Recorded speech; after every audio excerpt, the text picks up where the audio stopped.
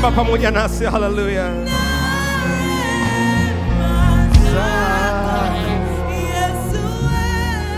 Yesu asante kwa rehema, nashangazwa na rehema zako. Yesu asante kwa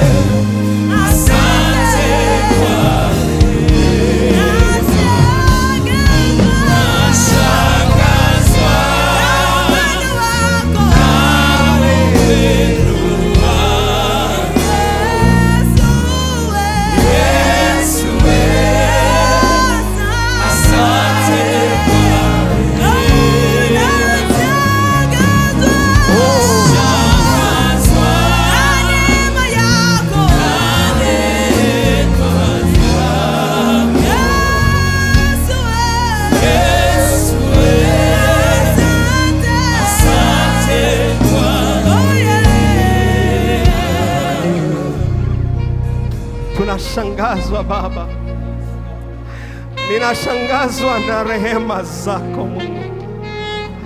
Hakuna njia ambayo ninaipita saa hii ambayo imefichwa katika macho yako Baba. Mahali unapopapitia Mungu alishapita, akarudi akajua utapita. Ndio maana nasema nashangazwa na rehema zako Baba. Asante kwa neema, asante kwa neema yako Mungu. Asante Baba.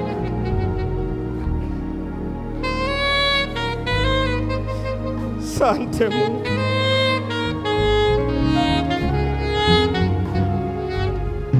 Asante Yesu.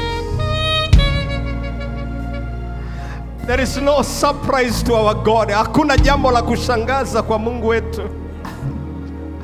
Mahali unapopita kwenye ugonjwa, Mungu alishapita, akamaliza safari, akarudi akajua utapita tu na utamaliza. Ugumu katika biashara hiyo unayoifanya ambayo Mungu alikuagiza uianze, Bwana alishapita, Yesu alishapita, akatembea safari ya biashara yako akaimaliza. Alafu karudi akakwambia pita sasa. Haleluya. Hiyo ndoa unayopitia Yesu alishaitembea akamaliza, alafu amerudi anakwambia sasa tembea.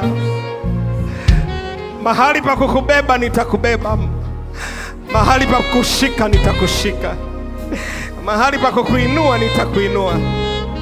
Na ndio maana tunasema tunashangazwa na rehema zake Yesu.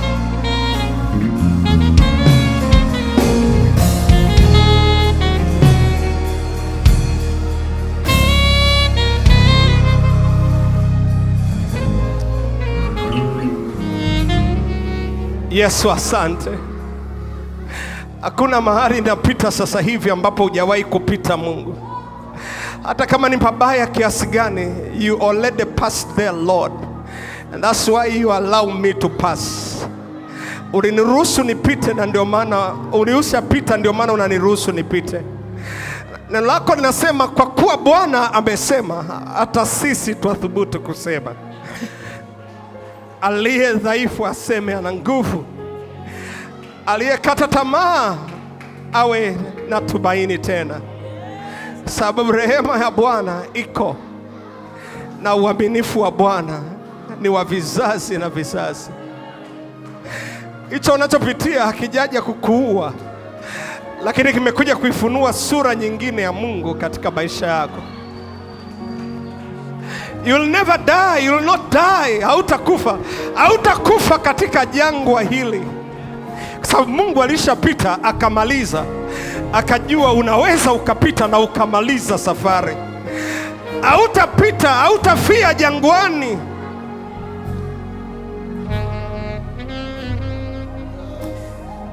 Hautafia jangwani. Hautafia jangwani. Haleluya. Namna ulivyonitoa kwenye shida hii, kwenye ugonjwa huu, kwenye tatizo hile, hata mimi mwenyewe sielewi. That's why nashangazwa na rehema zako. Nashangazwa na neema yako. Nashangazwa na utendaji kazi wako Bwana.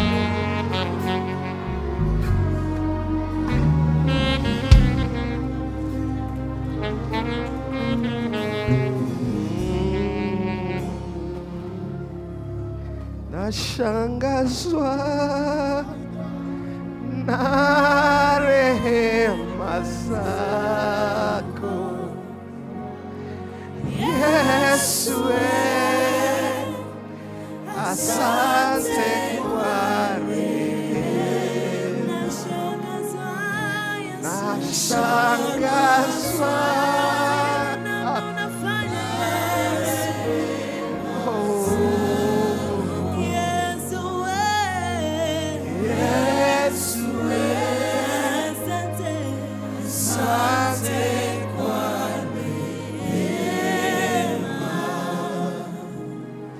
Baba, asante. Unaweza ukampa Yesu Kristo makofi tu.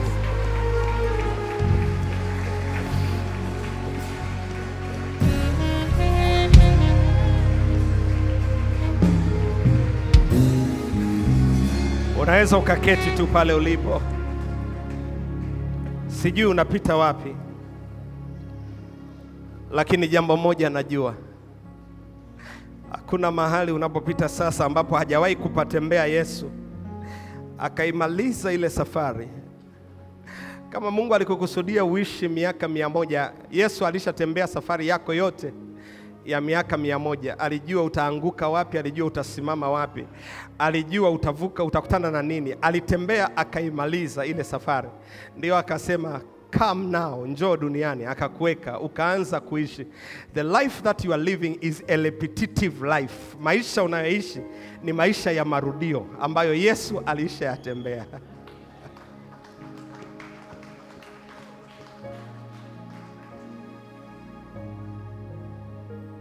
Yesu alishamaliza. Yesu alishamaliza.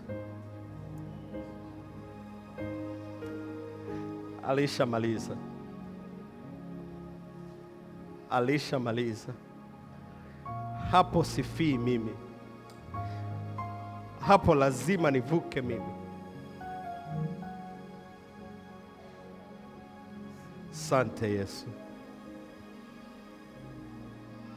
Sijui ndani nazungumza naye, lakini neno hili limekuja kwa nguvu sana ndani ya moyo wangu katika siku ya leo. Ulidhani na kufikiri ya kwamba kila kitu kimekwisha. Hakijaisha bado.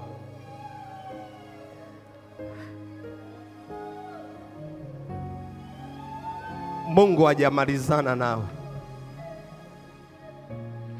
Walizani umekwisha, walizani umefuria, walizani umetoweka, walizani historia yako ndio inafika mwisho. Niko hapa leo kukwambia historia yako ndio inaanza. Another chapter of your life ndio inaanza kuandikwa saa hii. Sura nyingine ya kitabu chako inaanza kuandikwa leo. Hajalishi unapita wapi, lakini bado utatoka tu. Nasema utatoka tu. Nasema unatoka tu. Mungu alishafanya tathmini ya kila ninachokihitaji na mahali nitakapopita. Alipomaliza akaniruhusu nije. Akaniruhusu nije. Akaniruhusu nije. Alitengeneza mwanga na giza. Alitengeneza maji, alipanda mimea, alipanda miti katika bustani. alitengeneza wanyama na kila kitu, ndio akamtengeneza mwanadamu. Mwanadamu hakuja mahali ambapo hapakuandaliwa. Mungu alishatembea safari yake, akajua atahitaji chakula, atahitaji kila kitu, akamtengenezea vyote, akaitembea hiyo safari, akaishi ndani yake. Mungu akajua panafaa kuishika, akamtengeneza mwanadamu kwa sura na kwa mfano wake. Unachopitia sasa hivi ni marudio mbele za macho ya Bwana. Hakuna kitu chochote unachopitia ambacho yeye hajakijua kabla. Nothing is a surprise to our God. Hakuna jambo la kushangaza linalotokea kwa Mungu wetu. Kila kinachotokea ni marudio katika jina la Yesu. Hallelujah. Hallelujah. Be ye encouraged. Utiwe moyo asubuhi ya leo. Utiwe moyo, nasema asubuhi ya leo. Nasema utiwe moyo asubuhi ya leo katika jina la Yesu. Amen. Sasa leo nataka nisogee mbele, ni eneo hili nataka nilifundishe. Hallelujah. Nilizungumza maeneo au utoaji wa aina 5 ambao ukiutoa huwa unaleta baraka. Mnaukumbuka? Mnakumbuka? Utoaji wa aina ngapi? Utoaji wa kwanza ulikuwa upi? Fungu la 10 na nini? Na sadaka. Kama unataka kutembea katika baraka au kuona baraka za Mungu zikiambatana na wewe, ni lazima ujifunze kutoa fungu la 10 na sadaka. Utoaji wa pili, utoaji wa nini? Kwa wahitaji. Na nilizungumza sana habari za kutoa kwa wahitaji. Utoaji wa tatu, tulijifunza utoaji wa dhabihu, sadaka, sacrifice. Na nikasema dhabihu ni sadaka ambayo hukujipanga kuitoa, ila unaelekezwa na Mungu kuitoa. Sadaka, pale anaposema zaka na sadaka, sadaka ni sadaka ambayo unaipanga kuitoa. Wewe mwenyewe unaamua. Dhabihu huwa unaelekezwa kufanya. Kwa mfano, umesikia sasa hivi nasema tunaanza kujenga. Alafu huku ndani unaanza kusikia wewe utasimamia nguzo 10. Nguzo 10. Tuseme nguzo moja ni labda ni shilingi 500,000. Kwa hiyo nguzo 10 tutasema labda ni shilingi milioni 5. Kwa hiyo hukuwa umepanga, lakini nilipoanza kuzungumza tu huku ndani unaanza kusemeshwa kwa habari ya sadaka hiyo. Hiyo tunasema ni utoaji wa kidhabihu. Hukuwa umejiandaa, hukuwa umepanga, hukuwa umefikiria. Bwana Yesu asifiwe sana. Kwa hiyo ni sacrifice. Utoaji wa 4 tuliona ni nini? Utoaji kwa watu wa nyumbani kwako. Alafu na utoaji wa 5, utoaji kwa wazazi. Sasa leo kwa dakika hizi nilizonazo mbele yangu, nataka nizungumze mambo 5 ambayo unapaswa kuyajua kila unapotaka kutoa. Mambo 5 ambayo unapaswa kuyajua au kuyafikiria kila wakati unapotaka kutoa.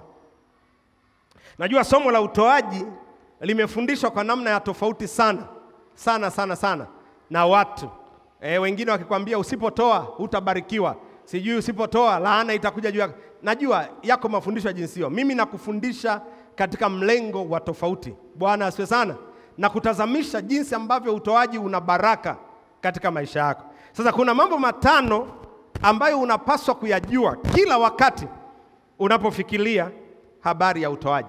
Jambo la kwanza. Utoaji wowote ili uwe ni utoaji wenye baraka na mafanikio katika maisha yako, unapaswa kufanyika kwa upendo.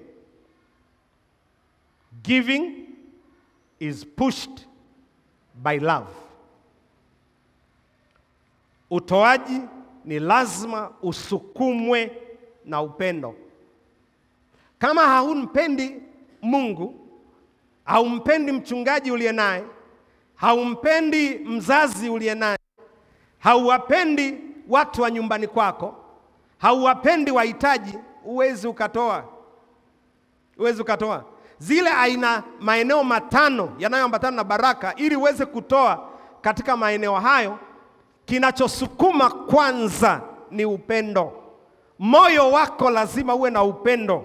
Utoaji wenye baraka ni utoaji ambao unasukumwa na upendo. Angalia pamoja nami Wakorintho wa kwanza sura ya 13 kuanzia mstari wa 1. Nitasoma mpaka ule mstari wa 3. Tusome pale. Ili andiko mmependa kulijua au huwa mnalijua sana tunapozungumza kwa habari ya upendo. Lakini mimi nataka leo nilizungumze kwa habari ya utoaji. Ulione Angalia hapa, tuko pamoja na mimi? 1, 2, 3, tusome kwa pamoja.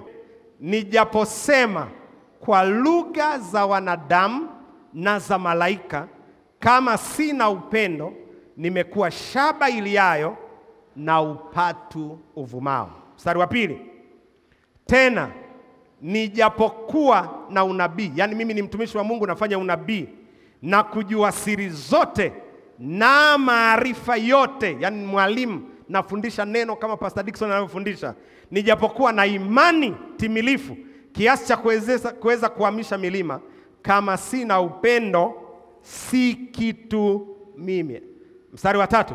Tena angalia hapo, nikitoa mali zangu zote kuwalisha maskini, tena nikijitoa mwili wangu niungue moto, kama sina upendo hainifaidi kitu. Kwa hiyo utoaji unasukumwa na upendo. If you don't love, you cannot give. Mwanamume nisikilize, kama umpendi mke wako huwezi ukatoa kwake. Na ndio maana mara nyingi sana nawaambia ishara kwamba mtu anapenda anatoa. Mwanamume, kama mke wako hawezi akatoa kwenye maisha yako, hakupendi, lazima ajifunze kutoa katika maisha yako. Mtu hawezi akaniambia mimi napenda kanisa hili kama hatoi. Kinachosukuma, dalili ya kwamba una upendo itaonekana kwa utoaji wako. Kwa hiyo kinachotangulia kwanza ni kupenda, alafu ndio kinafuata utoaji. Haianzi utoaji alafu baadaye ikafuata upendo, inaanza kupenda. Yohana sura ya 3 mstari wa 16, angalia. Kwa maana nini? Jinsi hii Mungu aliupenda nini? Alipopenda akafanyaje? Akamtoa mwana wake wa pekee. Kwa hiyo kinachotangulia kwanza ni upendo. Utoaji wenye baraka, utoaji wenye matokeo, utoaji wenye nguvu unasukumwa kwanza na upendo. Kwa hiyo jambo la kwanza ambalo unatakiwa kulijua ni lazima upende. Kama upendi, haiwezi ikaambatana na baraka, haiwezi ikakuletea matokeo. Na ndio maana nawaambiaga wachungaji, acheni kuwalazimisha watu kutoa. Utoaji wowote wa kulazimishwa hauna baraka. Utoaji ambao unaambatana na upendo, mimi mwenyewe nimependa, nimetaka mwenyewe, ndio maana nafanyaje? Natoa. Kwa hiyo utoaji wa jinsi hiyo utaambatana na nini? Na baraka. Bwana asifiwe. Bwana asifiwe. Swali langu kwako leo hii, je, unatoa kwa upendo au unatoa kwa kulazimishwa? Utamjuaje mtu anayetoa kwa upendo? Hahitaji kusukumwa, hahitaji kukumbushwa, hahitaji kubembelezwa, hahitaji kulazimishwa. Ukiona utoaji wote unaoufanya ni lazima usukumwe, utumiwe message za kukumbushwa, ukumbushwe na kukumbushwa tena, na hata ukiipokea, hata kusema nimepokea message nitatoa, haipo. Yaani ukiona wa jinsi hiyo ni dalili tosha ya kwamba unatoa kwa sababu tu unaogopa wengine watakuonaje. Lakini utoaji ambao unasukuma na upendo, uhitaji hivi vitu vyote. Wewe mwenyewe unakuwa unajua, na wewe mwenyewe fursa na wakati unapotokea unafanya. Ukiona mtu anasubiri hivi vitu vifanyike, then ni dalili tosha ya kwamba ameishapoteza interest, amepoteza kuvutika na mahali pale, amepoteza kupapenda mahali pale, kumpenda mtu yule. Bwana Yesu asifiwe sana. Wale ambao wameisha kaa katika ndoa wanajua, au wameisha kaa katika mahusiano wanajua, ukiwa na mtu ambaye unampenda, alafu ukainua tu simu yako ukamwambia nina shida 1 2 3 4, yule mtu utashangaa yuko radhi afanye chochote ili kukutana na uhitaji ule ulioshirikishwa. Utamjuaje mwanamume anayekupenda au mwanamke anayekupenda? Yuko radhi kufanya chochote kukutana na uhitaji wa kile ambacho umemshirikisha. Lakini fikiria namna hii, unakutana na mwanamume, sasa nizungumzie mimi kama mwanamume, nimeoa, alafu mke wako anakwambia sina nguo, na kweli ukiona hana nguo, anavaa nguo mpaka zimetoboka, alafu anamwambia tu mimi nakupenda, mimi tu nitafanya. Alafu anakuona unaburungutu la hela, lakini unamwambia tu sina hela, nitakununulia. Anakuona una hela, anakuona unatoka na marafiki zako, anakuona unafanya vitu vingine ambavyo unatamani kufanya, lakini lile hitaji lake hukutani nalo. Dalili inayoanza kujengeka ndani ya yule mtu ni kwamba huyu mtu anipendi, na hata kama anasema ananipendi, basi kuna kitu kingine kinakosekana, hanithamini. Hathamini ninachokifanya. Sasa hicho ndicho ambacho kinaonekana. Kwa hiyo upendo unapokosekana, utoaji unakuwa lazima. Utoaji unakuwa wa kubembelezwa. Utoaji unakuwa wa kulazimishwa. Upendo ukikosekana. Upendo ukiwepo, hakuna kubembelezwa, hakuna kulazimishwa, hakuna hivyo vitu vyote ambavyo nimevitaja. Lakini kwa hiyo cha kwanza lazima niwe na upendo. Swali langu la msingi, je, unampenda Mungu? Ukimpenda Mungu utatoa. Je, unawapenda watu? Ukiwapenda watu utawatoa. Je, unaipenda familia yako? Ukiipenda familia yako utatoa. Je, unapenda wazazi wako? Ukiwapenda wazazi utatoa kwao. Ukiona mtu hawezi kutoa kwa baba yake na kwa mama yake, ni kwa sababu hawapendi. Angekuwa anawapenda ungetoa tu. Hawapendi wahitaji, ungekuwa unapenda ungetoa tu. Bwana Yesu asifiwe sana. Bwana asifiwe. Wakati nimemuoa mke wangu Pastor Elizabeth, mimi nilikulia katika familia ambayo wazazi wangu walikuwa na kawaida ya kukaa na watu wengi. Ulikuwa unaweza kukuta nyumbani tuna watu hata 10, 15 kawaida. Swala la chakula kwetu halikuwaga sababu kwamba lazima pawe na mgeni, yani mtu ametutaarifu ya kwamba anakuja ndio sasa tuweke chakula chake. Tulipokuwa tunapika chakula, tulikuwa na kanuni hii ya kwamba tunaamini chakula chochote kilichoandaliwa kinatutosha watu wote. Kwa hiyo hata kama kuna mgeni atagonga odi, wala hatupaniki. Hicho kilichoandaliwa kinatutosha, na kimsingi kwa kawaida mnakula na mtashiba. Bwana Yesu asifiwe sana. Nilipomwoa mke wangu, yeye ilikuwa tofauti kidogo. Ilikuwa tofauti kidogo. Yeye amezoea labda mgeni akitaka kuja awataarifu, au tu tunajua kuna fulani anakuja. Kwa hiyo akija mgeni alianza kupanic, sasa itakuwaje? Sasa mbona hatakuwa tumepika labda chakula cha ziada? Nikamwambia usijali, hiki kilichopo kinatosha. Huwa kuna namna tu chakula kinaongezekaga tu. Yaani wale waliokaa na watu wengi wanajua. Yaani huwa kuna namna tu. Chakula kinafanyaje? Yaani waka kinaongezeka tu. Mimi hakuna wakati nimeshawahi kupokea watu, hata kama kinaandaliwa chakula cha watu 5 na wakaja 20. Nataka nikwambie kile cha watu 5 huwa kinatutosha tu na wote tunashiba. Sijui kuna watu wananielewa? Bwana Yesu asifiwe sana. Sasa nini kinasukuma kwamba una kitu hata kidogo lakini bado unaweza ukashare na watu wengi? Upendo. Love. Kwa hiyo ukijijenga kuwa na upendo, hakuna kitu kwamba eti nina kidogo sasa siwezi kutoa. Hamna kitu cha jinsia. Ila ile kile kidogo unaweza ukamega kipande kidogo ukampa na mwenzako, na ukamega kipande kidogo na ukampa mwingine. Kwa mfano, kuna wakati huwa ninawasaidia na kusimama na watoto ambao wamekosa karo za shule. Wakati watoto hao wanatakiwa kwenda shule, watoto wangu pia wanatakiwa kwenda shule. Pasa huo unafanyaje? Nimejifunza kuigawanya karo ya watoto wangu ili kukutana na karo zote mbili. Bwana Yesu asifiwe sana. Nimejifunza wapi? Kwa baba yangu. Nimejifunza wapi?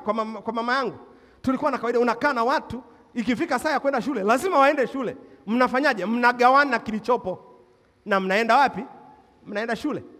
Wakati nimeanza huduma mwaka 92 kama mchungaji mwanafunzi katika sekondari ya Ihungo sekondari, wakati nimeanza hiyo, kuna vijana walikuwa wanaokoka. Wakiokoka, wazazi wao wakisikia wokovu kwa wakati ule ulikuwa big deal. Yaani ukisikia umeokoka, nyumbani ilikuwa ni vita kubwa sana. Kwa hiyo kuna wazazi walikuwa wakisikia wanakata kabisa kwamba kuanzia sasa kwa kuwa umeamua kuasi dini walikuwa wanatumia neno hilo, kuasi dini ya wazazi wako, umeenda kwenye urokole, hatukusupport tena. Kwa hiyo kitu kilichokuwa kinafanyika, sisi ambao tulikuwa tumeokoka, vile vitu ambavyo tumepewa na wazazi wetu, umepewa sabuni miche 2, umepewa dawa za mswaki 2, umepewa sukari kilo 2, ambazo uzitumie kwa miezi 4 mpaka 6, hizo mnaanza kugawana na wale ambao wameokoka na familia zao zimekataa kuwasupport. Nataka nikwambie tulikuwa tunamaliza term na tunamaliza term bila kupungukiwa na kitu chochote. Bwana Yesu asifiwe sana. Bwana asifiwe. Bwana asifiwe. Bwana asifiwe. Upendo ukiwepo, huwa unakusukuma kutoa. Kama hakuna kupenda, sahau kwa habari ya kutoa. Jambo la pili ambalo lazima ulijue, kila wakati unapowaza kutoa, ili utoaji huo uwe wa baraka, utoaji ni lazima uambatane na hiari, willingness. Utoaji ni lazima uwe wa hiari. Kitabu cha Wakorinto wa pili sura ya 8 na mstari wa 12, angalia pale. Maana kama nia ipo, mtu anakubaliwa kwa kadri ya kile alicho nacho na si kile asichokuwa nacho. Kwa hiyo hiari ikiwepo, uko tayari kutoa kwa kadri ya kile ulicho nacho. Angalia Wakorinto wa kwanza sura ya 9 mstari wa 17. Anasema, maana nikiitenda kazi hii kwa hiari yangu nina thawabu, ila ikiwa si kwa hiari yangu nimeaminiwa uwakili. Alikuwa anazungumzia habari ya kutoa. Kutoa ni kazi ambayo lazima uitoe kwa hiari. Acha utoaji wa kulazimishwa. Wachungaji mnaonisikiliza, acheni kuwasukuma washirika kufanya toaji zisizokuwa za hiari. Kila wakati mtu anapotoa kwa kulazimishwa, anafunga mlango wa baraka katika maisha yake. Kila wakati unapotoa kwa kulazimishwa, unajifungia mlango wa baraka. Ili uone baraka ya unachokitoa, ni lazima utoaji huo uambatane na hiari, willingness. Hiari ni tokeo la moyo, kusudio la ndani la moyo, ambalo unaamini mwenyewe, unakuamua mwenyewe toka ndani ya kwamba nitafanya kwa kiasi hiki. Bwana Yesu asifiwe sana. Bwana asifiwe. Hiari sio jambo la mkumbo, na ndio maana mara nyingi sana nagombana au nashindana na viongozi wangu. Tukifika swala la kutoa, wanasema tugawane. Hii tunataka shilingi ngapi? 3,000,000. Sasa tuko wangapi? 20. Tufanyeje? Gawanya 3,000,000 gawanya kwa 20. Hatufanyi hivyo. Ukifanya hivyo, yule mtu tunahama kutoka katika hiari, tunaingia katika kufanyaje? Kumlazimisha. Utoaji haupaswi kuwa wa kulazimishwa. Utoaji unapaswa kuwa wa hiari. Hebu mgeuke yako mwambie hiari. Bwana Yesu asifiwe sana. Bwana asifiwe. Bwana asifiwe. Jambo la tatu unalopaswa kulijua kila wakati unapowaza kutoa. Nimesema nafundisha mambo 5 ya msingi sana ya kuyajua kila unapotaka kutoa, ili utoaji wako uwe na baraka. Jambo la tatu, utoaji ni lazima uwe wa furaha. Furaha. Sasa kuna wakati unatoa, kwa mfano ile sacrificial giving, utoaji wa kidhabihu. Ni utoaji kweli ni mkubwa, unakuwa na maswali mengi, lakini bado deep inside, ndani yako, furaha lazima iwepo. Kwa mfano, Mwanzo sura 22, Mungu anamwambia Ibrahimu amtoe mwana wake wa pekee Isaka. Najua wakati Ibrahimu amemchukua Isaka anampeleka kutoa, alikuwa na maswali. Lakini huyu si mwenyewe wa pekee. Lakini Bwana Mungu atatoa, si amenipa mwenyewe, atafanya tu. Lakini mpaka mtoto anamuuliza, anamwambia kuni zipo, moto upo, mwana kondoo wa sadaka ya kuteketezwa kwa, anamwambia Bwana atajitwalia. Kwa nini? Kwa sababu alisukumika na yale, hakulazimishwa. Kanisa la leo, watakatifu wa Mungu wengi, utoaji mnaofanya hauna baraka, kwa sababu unakuwa ni utoaji ambao unakuwa umelazimishwa. Unasema sasa nimeona Dickson kaahidi pale, Pastor Dennis kaahidi pale, Dr. Ted sasa mimi nisifu ahidi hapa. Watanisemaje? Ngoja tu niandike, lakini ngoja wataipata kweli kweli. Paka nitakapokuja kutoa, wataipata kweli kweli. Kwa hiyo unaandika ili kuwafurahisha, lakini si kwa sababu una uhiari wa moyo wa kutaka kutoa. Utoaji lazima uwe wa hiari. Ngoja nikupe maandiko. Angalia kitabu cha Wakorinto wa pili sura ya 9 na mstari wa 7. Wakorinto wa pili 9:7 anasemaje? Wakorinto wa pili sura ya 9 mstari wa 7 anasemaje? Kila mtu na atende kama alivyofanyaje? Alivyokusudia moyoni mwake, si kwa huzuni wala si kwa lazima, maana Mungu anampenda mtu anayetoa kwa moyo wa ukunjufu. Nipeleke katika NIV, andiko hili NIV anasemaje? Angalia pale NIV uone pale. Anasema hivi, every man according as he has purposed in his heart. So let him give, not grudgingly or of necessity, for God loves a cheerful giver. Mungu anampenda mtoaji atoae kwa furaha. Ukifika mahali unasema sadaka zimekuwa nyingi hapa kanisani kwetu, au hapo kanisani unapoabudu, tayari unaanza kuhama katika utoaji wa furaha, unaanza kuingia kwenye utoaji wenye nini? Uchungu. Bwana Yesu asifiwe sana. Bwana asifiwe. Bwana asifiwe. Biblia imesema hivi, panda mbegu yako asubuhi, panda mchana, panda jioni. Kuna mtu alitoa asubuhi na hakuona matokeo, ila akitoa mchana ataona matokeo. Na kuna mwingine hata ametoa asubuhi na mchana hakuona matokeo, ila akitoa jioni ataona matokeo. Sasa ukisema pamekuwa na sadaka nyingi, ina maana unamnyima nafasi huyu ambaye matokeo yake yalikuwa yaje jioni. Bwana asifiwe. Bwana asifiwe. Kila wakati unapojisikia wewe hutaki kufanya, usiwakatishe tamaa wanaotaka kufanya. Narudia, kila wakati, maana kuna watu wengine wakisikia yeye hajatoa anaanza kupita kwa wengine kwa katisha. Kila wakati ukijisikia wewe hutaki kutoa, usiwakatishe tamaa wale wanaofanyaje. Na kila wakati ukimwona mtu anatoa, acha kuingilia katika sadaka anayoitoa. Kwa mfano, ungemkuta Ibrahimu anamtoa Isaka, wewe ungesemaje? Wewe unatoa kafara wewe. Wewe, unatoa mtu amna kabisa, wewe pekee usitoe, kapunguze. Bwana Yesu asifiwe sana. Bwana asifiwe.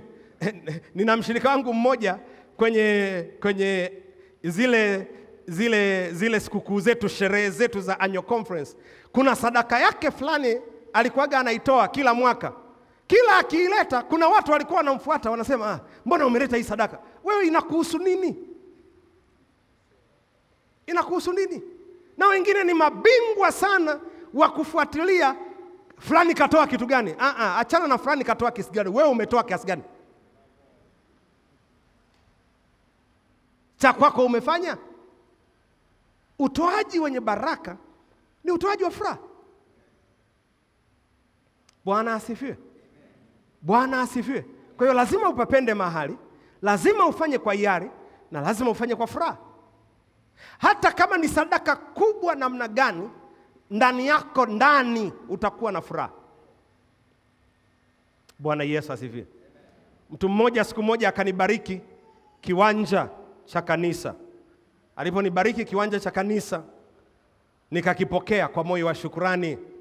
Nikamwombea na maombi mazito. Tukaenda mwaka wa kwanza, mwaka wa pili, baada ya miaka 3-4 ananirudia. Ananiambia, mchungaji, nimefuata ile hati ya kiwanja niliyotoa ya kanisa.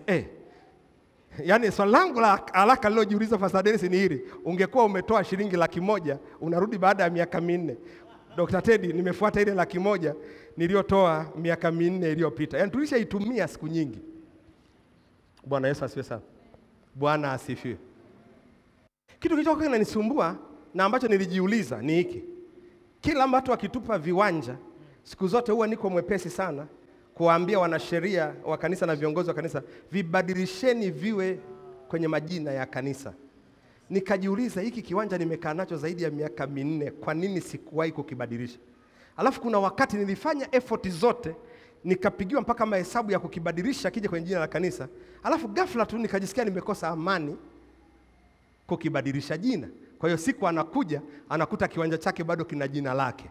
Nikamwambia, umekitaka? Nikamwambia hamna shida. Nikamwambia nenda kaandike barua ya kukiomba kwa barua.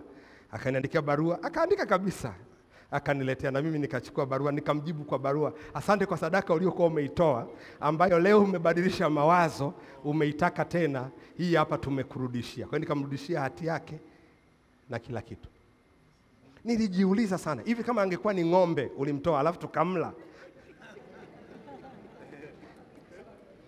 siku ya annual conference, alafu unakuja baada ya miaka 4 unaniuliza na mtaka yule ng'ombe, mimi ningewafuata.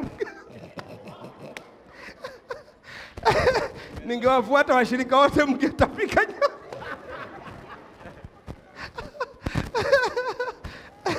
Ningewafuata washirika wote mkatapika nyama mlizokula. Mimi nawaambia.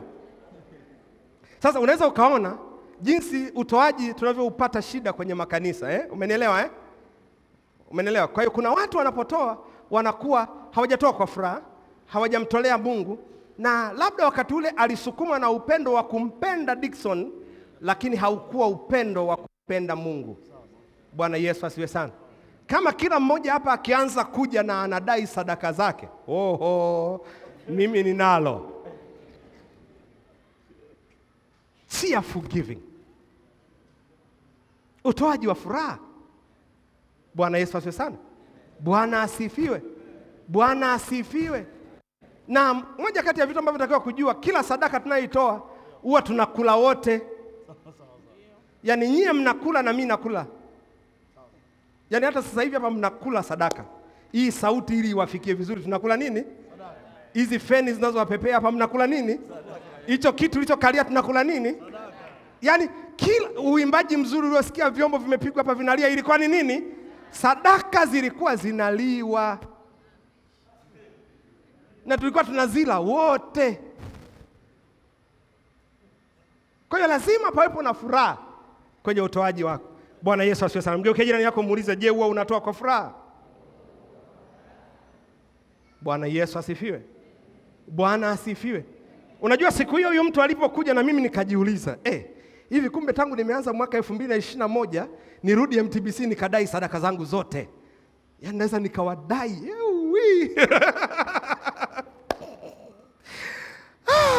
Bwana Yesu asifiwe sana. Lakini angalia kitabu cha Yoeli sura ya 1 mstari wa 11 na 12. Nasema kutoa kwa furaha. Toeni kwa furaha. Toeni kwa furaha. Kama uwezi kutoa kwa furaha au hujisikii kutoa mahali, usiwakatishe tamaa wale wanaotaka kutoa. Anasema hivi, angalia. Yoeli sura ya 1 mstari wa 11 na 12 anasema hivi, tahayarini enyi wakulima, pigeni yoe enyi watunzaji wa mizabibu kwa ajili ya ngano na shairi, maana mavuno ya mashamba yamepotea. Kwa hiyo unaweza ukaona mavuno yamefanyaje? Yamepotea. Kwa nini mavuno yamepotea? Angalia mstari wa 12. Mzabibu umesinyaa, mtini nao umevia, yani matunda yamepooza.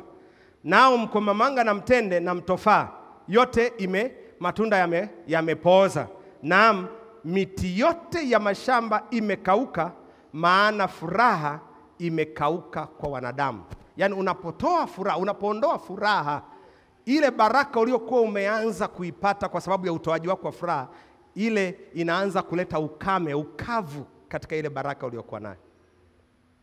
Furaha ikiondoka,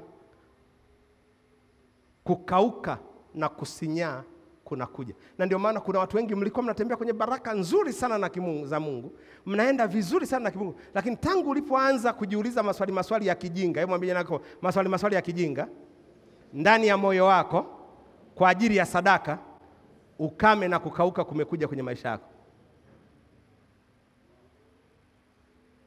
Bwana asifiwe. Bwana asifiwe. Bwana asifiwe. Bwana asifiwe.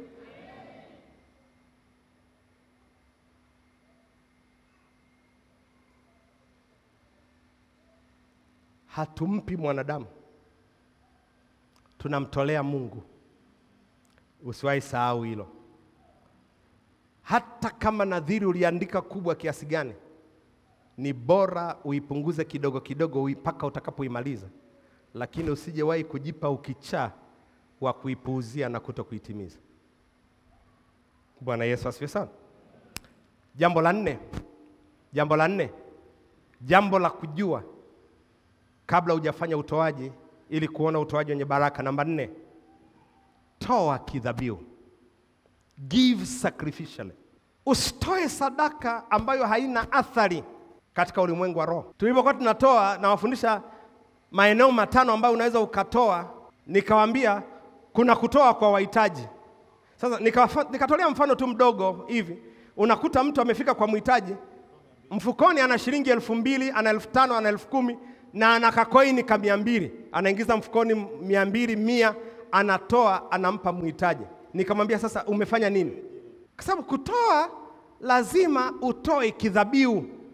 Utoaji unaoambatana na baraka ni ule a sacrificial giving. Hii hela ilikuwa niende kula mimi pamoja na familia yangu leo mahali fulani, lakini kwa sababu ya hiki nilichokisikia Mungu akinisukuma, ninaitoa kuisogeza kazi hii ya kimungu kidhabihu. Ninaenda ibadani leo, kuna tendo la utoaji wa sadaka kama sehemu ya ibada leo. Unaandaa sadaka yako, unakuja nayo. Sio ukifika saa ya sadaka ndio unasema nilisahau sadaka, una 200 hapa. Au unakuja kwenye kitunga cha sadaka. Na wengine makanisani kuna vituko nye. Pastor, yaani mtu anakuja kwenye kitunga cha sadaka na noti ya 10,000, anasema hivi naomba change. Au yeye mwenyewe anatoa change. Sasa tunashindwa kuelewa. Umetoa 10,000 ukachukua 15,000 au umetoa 10,000 ukachukua 5,000. Sasa hizi zote zinaonyesha kwamba utoaji unaofanyika ni utoaji ambao sio wa kidhabihu. Mchungaji, nitajuaje kwamba utoaji wangu ni wa kidhabihu? Mwanzo sura 22. Mwanzo sura 22 ni kuonyeshe utoaji wa sadaka ya kidhabihu. Mwanzo 22 tusome wote. Ikawa baada ya mambo hayo Mungu alimjaribu Ibrahimu akamwambia, Ibrahimu, naye akasema mimi hapa. Mstari wa 2. Akasema, umchukue mwana wako wa pekee umpendaye Isaka, ukaende zake mpaka nchi ya Moria, ukamtoe sadaka ya kutekelezwa huko juu ya mlima mmojawapo nitakao kuambia. Sasa kumbuka ni mtoto wa pekee. Mstari wa 3. Ibrahimu akafanyaje? Akaondoka alfajiri. Akujiuliza maswali. Lakini Ibrahimu akuondoka hivi hivi tu. Zabulon alifanyaje?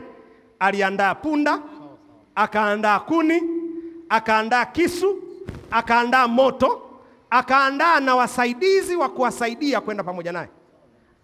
Alijiandaa. Sadaka ni tokeo la kujiandaa. Pamoja na kwamba ni ya kidhabihu, imetolewa katika mpango ambao ulikuwa umejiandaa kuitoa, lakini utoaji wake lazima uwe na maandalizi. Sijui mnanielewa? Sijui lugha inaeleweka? Au nimesema sadaka ya kidhabihu mara nyingi hukupanga kuitoa. Ila ukishaambiwa toa, ukaisikia ndani ya moyo wako, unapoitoa ina maandalizi yake kuitoa. Sasa ni kama tukiacha utoaji wa kidhabihu, tuseme utoaji wa sadaka za kawaida ambazo na zenyewe pia kimsingi ni sadaka za kidhabihu. Uwezi ukawa unatokea ibadani na unajua kipengele kimojawapo cha ibada ni utoaji, alafu una hela na kila kitu na hauna sadaka. Mimi ni miongoni mwa watu, kwa mfano, nilikuwa na shida hiyo. Hela ninazo kwenye begi, mara nyingi sitembei na wallet, sitembei na chochote. Alafu hela ninaacha kwenye begi. Alafu najikuta niko kanisani tayari, sasa mifukoni sina hata nini? Sina hata hela. Nilianza kujiambia, yaani nikiwa ninavaa pale chumbani, hela yangu ya sadaka naiweka kwenye mfuko. Hata hapa sasa hivi hela yangu ya sadaka iko.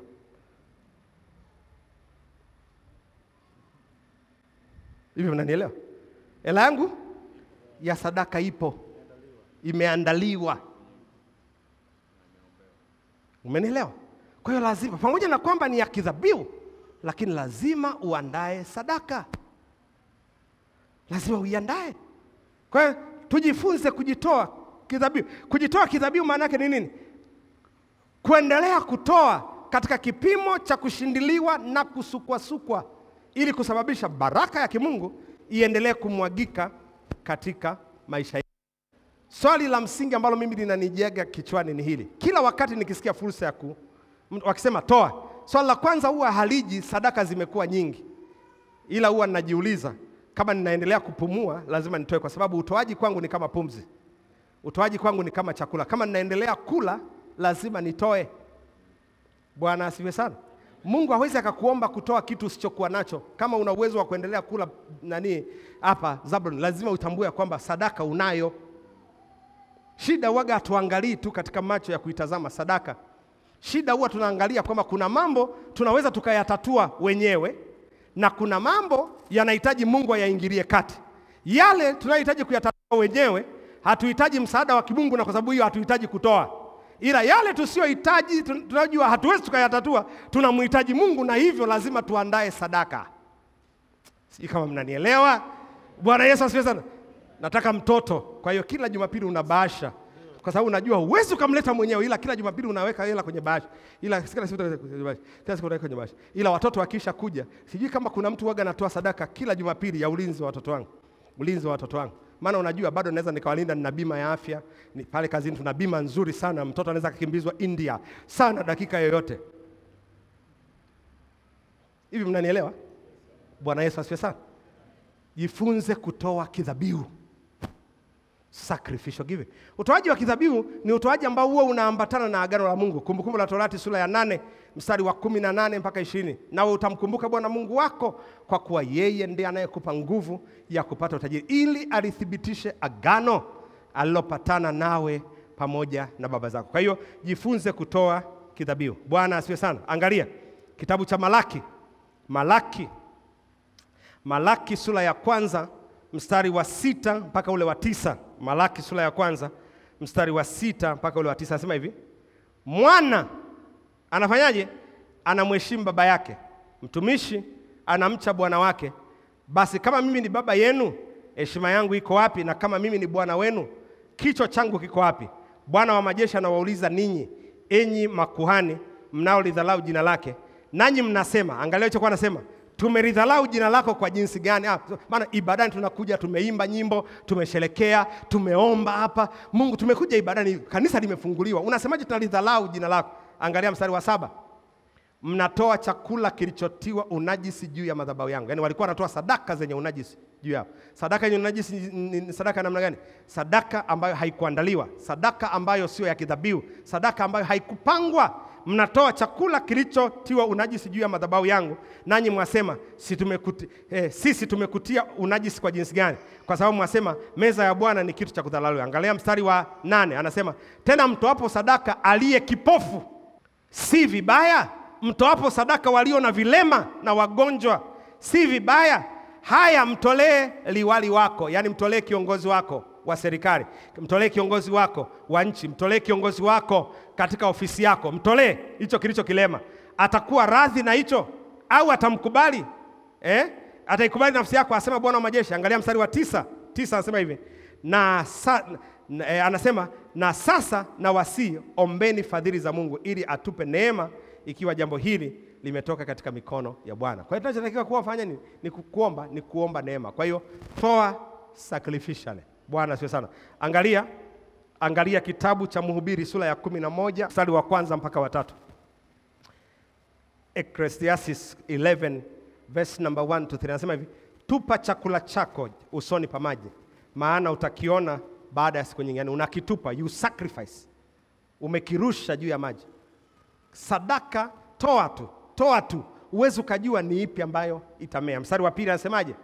Anasema uwagawie watu sehemu 7, yani unatoa sadaka mpaka 7 na hata 8, maana ujui baa gani litakalo kuja juu ya nchi. Alafu mstari wa 3 anasemaje? Anasema mawingu yakiwa yamejaa mvua yataimimina juu ya nchi, na mti ukianguka kuelekea kusini, hapo uangukapo ndipo utakapolala. Maana anachokisema hivi, yani utoaji wako utakapoendelea kuutoa na ukafika mahali umetosheleza, kama vile mawingu yanavyonyonya maji yanaachilia chini, ndio hivyo na unavyoendelea kutoa, baraka zitakavyoendelea kuja katika maisha yako. Jambo la 5 na la mwisho, la kukumbuka kila wakati ninapotaka kutoa. Jambo la 5, toa bila kuchoka. Give tirelessly. Toa bila kuchoka. Toa bila kuchoka. Wagalatia sura ya 6 na mstari wa 9 anasemaje? Wagalatia sura ya 6 na mstari wa 9. Moja kati ya vitu ambavyo ninaviona sana ndani ya kanisa ni hivi: watu wanatoa, alafu wanafika mahali wanachoka, wanakaa, alafu baadaye wanatoa tena, alafu wanachoka, alafu wanakaa, alafu wanatoa tena, alafu wanachoka. Sasa utoaji wa jinsi hiyo hauwezi ukawa na matokeo kwako. Utoaji wenye mwendelezo wa kutoa bila kuchoka ndio utoaji ambao unaleta matokeo. Anasema hivi, tena tusichoke katika kutenda mema, maana tutavuna kwa wakati wake tusipofanyaje. Kwa hiyo endelea kutoa bila kuchoka. Toa bila kuchoka, toa bila kuchoka. Mara nyingi nawaambiaga uhitaji wowote ulio katika nyumba ya Bwana ni udongo mzuri wa kupanda. Mimi hakuna uhitaji wowote utatokea katika madhabahu hii nisifanye, kwa sababu najua ni udongo mzuri wa kupanda. Bwana Yesu asifiwe sana. Bwana asifiwe. Kwa hiyo tusichoke katika utoaji. Kwa hiyo jambo la kwanza nimesema utoaji lazima uwe wa upendo. Yaani upendo ndio ukusukume. Jambo la pili nikasema ni lazima utoe kwa hiari. Jambo la tatu lazima utoe kwa furaha. Jambo la nne ni lazima utoe kwa kidhabihu, na jambo la tano ni lazima utoe bila kuchoka. Andiko langu la mwisho Mithali sura ya 3 na mstari wa 9. Sasa hili mchungaji, kwa nini unatufundisha haya yote kwa habari ya utoaji? Kwa nini ishu ya utoaji umeizungumza na kuizungumza na kuizungumza tena na tena, mpaka wengine wakiniona nimepanda hapa wanajua baba utoaji huyo amekuja. Baba utoaji huyo amefanyaje? Amekuja. Sasa ni hiki ninachokitaka kwako, ni hiki: mheshimu Bwana kwa mali yako na kwa malimbuko ya mazao yako. Ukifika mahali umejenga tabia ya utoaji, ukifika mahali unatoa bila ukomo, ukifika unatoa bila kuchoka, unakuwa umejenga tabia ya kumheshimu Mungu kwa mali zako, na unakuwa umefika mahali mali haiwi Mungu wa pili katika maisha yako. Kuna watu hapa mali, fedha ni Mungu wa pili kwenu. Hawajanielewa. Bwana asifiwe sana. Nasema hivi, kuna watu tumefika hapa au tuko hapa, mali, fedha ni Mungu wa pili kwenu. Kuna watu hapa nikiwaambia toa kile kiasi ulichonacho, kwa mfano yani kama leo mimi ndio ningekuwa Mungu alafu nikwambie Geoffrey katoe kile kitu cha thamani ulichonacho, kuna watu wangeama kanisa. Lakini mbona Ibrahimu hakumkimbia Mungu? Ulishawahi kujiuliza hilo swali? Mbona Ibrahimu hakumkimbia Mungu alipoambiwa mtoe mtoto wako wa sadaka ya kuteketezwa? Na unajua kwamba alimtoa mtoto hata bila kumwambia mke wake. Hivi unajua hicho? Hii ikikwambia kuna sadaka nyingine unaweza kuzifanya ambazo hata mwenzi wako hataki kuzijua.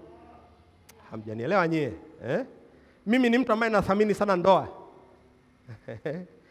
Kwa miaka zaidi ya 20 na ngapi ambayo nimeishi, nimewaonyesha namna ya kumpenda mke na kupenda familia na kupenda kila kitu. Bwana Yesu asifiwe sana. Lakini kuna sadaka nazitoa ambazo hata mke wangu hana chochote cha kuongeza wala kupunguza hapo. Haimuhusu. Hivi mnanielewa? Inafanyaje? Haifanyaje? Haimuhusu. Kuna za sadaka mke wangu huwa anazitoa mpaka mimi mwenyewe nakaa nasema lakini ananiambia haikufanyaje? Haikuhusu. Yaani kuna wakati unamwona mpaka anatoa mpaka wewe mwenyewe unataka kumuonea huruma. Anakuambia usinionee huruma. Haikufanyaje? Haikuhusu. Bwana Yesu asifiwe. Bwana asifiwe sana. Amefika au tunatakiwa tufike mahali tumheshimu Mungu kwa mali zetu. Swali langu la msingi ambalo nataka nimalize nalo kwenu. Je, unamheshimu Mungu kweli kwa mali zako? Funika tu macho yako, jiulize swali hili. Je, kweli kabisa bila kujidanganya? Unaweza kudanganya watu wengine wote, lakini wewe mwenyewe binafsi huwezi ukajidanganya. Swali langu ni hili, unamheshimu Mungu? Unamheshimu Mungu kwa mali zako?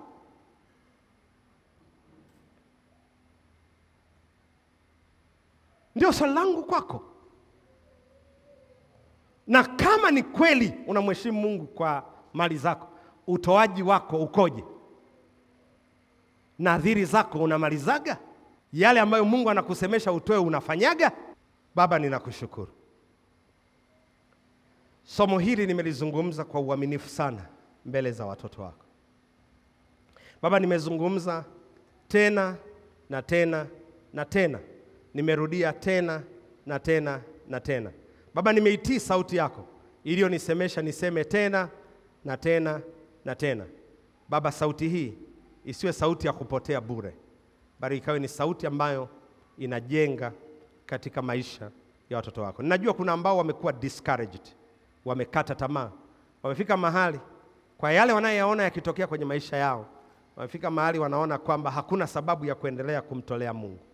Na kuna wale ambao kwa sababu ya kutendwa vibaya, kuumizwa au kuto kuyafurahia mambo fulani ya mahali wanapoabudu, basi wamefika mahali wamezira na kuacha kukutolea wewe Bwana. Lakini Mungu wakumbushe, Baba wasaidie, Baba wawezeshe kuona ya kwamba utoaji wao ili uwe na matokeo lazima usukumwe tu na upendo, lazima pawepo na uhiari, lazima Baba pawe na sababu ya kujitoa kidhabihu, pawe na sababu Baba ya kutoa bila kuchoka.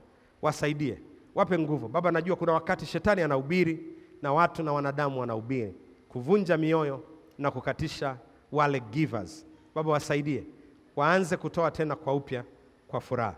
Wasaidie Baba kuto kukufanya wewe kuwa wa pili katika maisha yao, lakini waanze kukufanya kuwa wa kwanza katika maisha yao. Fungua milango katika maisha yao, uwabariki kwa sadaka na matoleo, uwabariki kwa matoleo maradufu ili waweze kupata sadaka na kitu cha kukutolea. Inua mikono yao waliokata tamaa, inua biashara zao, bariki kazi zao, bariki chochote ambacho wanakifanya katika jina la Yesu Kristo, na wote tuseme amen. Amina. Mungu akubariki sana. Nataka umheshimu. Niwekee tena ule mstari wa Mithali 3:9 anaposema mheshimu Mungu kwa mali zako. 1, 2, 3 tuusome. Mheshimu Bwana kwa mali yako na kwa malimbuko yako yote. Mungu akubariki sana.